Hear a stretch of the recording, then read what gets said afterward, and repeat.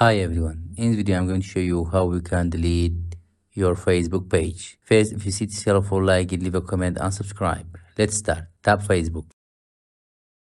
For example, that's my Facebook page.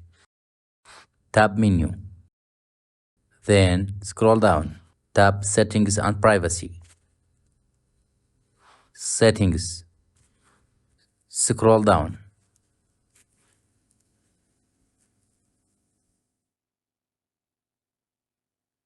Access and control.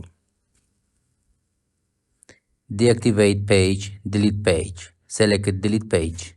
Continue. Select a reason.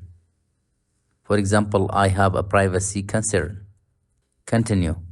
You can download your information before deleting. Continue. Just enter your password and continue to delete your Facebook page.